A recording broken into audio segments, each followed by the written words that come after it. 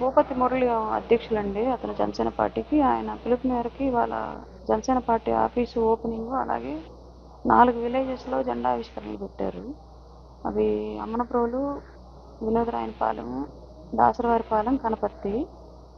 దాసరవారిపాలెం జెండా ఆవిష్కరణ జరుగుతుండగా మమ్మల్ని కారు ఆపి నా కారులోంచి కుర్రోని దించి కొట్టారండి. నేను ఎవరినైతే నాకు సపోర్ట్గా తీసుకెళ్తానో ఆ అబ్బాయిని దించి కొట్టారు. కారణం చెప్పలేదు, అసలు ఎందుకు కొడుతున్నారు కూడా చెప్పలేదు. నేను అడుగుతున్నా కానీ అడ్డుపడి నేనే ఇంకా కావాలని కొడుతున్నారని అర్థమయ్యి, గొడవ కోసం కొడుతున్నారని అర్థమయ్యి ఆ అబ్బాయిని బలవంతంగా లాగి నేనే కారులో కూర్చోబెట్టుకొని లాక్ వేసాను. లాక్ వేసి ముందుకెళ్ళాము. ముందుకెళ్ళి నాకేం జరిగిందంటే, కారులో ఉన్న డ్రైవర్ అబ్బాయిది ఆ ఊరే, కనపర్తి.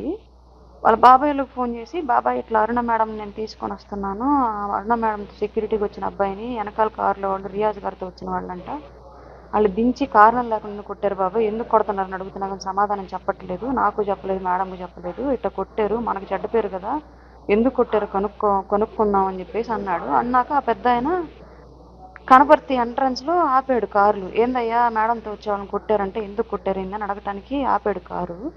ముందు కారులో ఉన్నోళ్ళు కాదు కొట్టింది, ఆ కారులో ఉన్న వాళ్ళని ఆయనకి తెలియక ఆ కారులో ఉన్న వాళ్ళని అడుగుతుంటే వాళ్ళు మేం కాదు, కొట్టిన వాళ్ళు వేరే, మమ్మల్ని అడుగుతున్నారు ఏంటి అని చెప్పేసి మాట్లాడుతూ ఉన్నారు.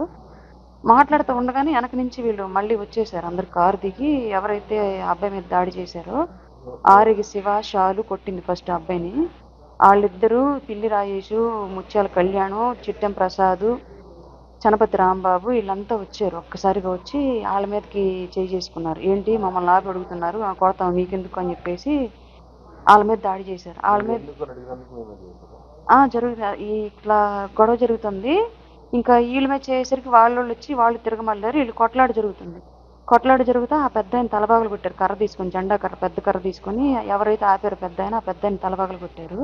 నేను ఇంకా అరుస్తా అడ్డం తీస్తూ ఉంటే చనపతి రాంబాబు వచ్చి నన్ను గోడగొట్టుకుని ఆంతులు లాగి నా బ్రెస్ట్ మీద గట్టిగా ఇట్ట గుద్ది, చంపి తింటాము, నిన్ను చంపితే సగం గోలపోద్ది, జిల్లాలో నీ వల్లే జరుగుతుంది, జిల్లా రాజకీయం అంతా పైకి పంపిస్తుంది నువ్వే అని ఇంకా కొంచెం లంబూతులు అంతా చండాలంగా తిట్టాడు. అమ్మ అది బూతులు అంతా తిట్టాడు.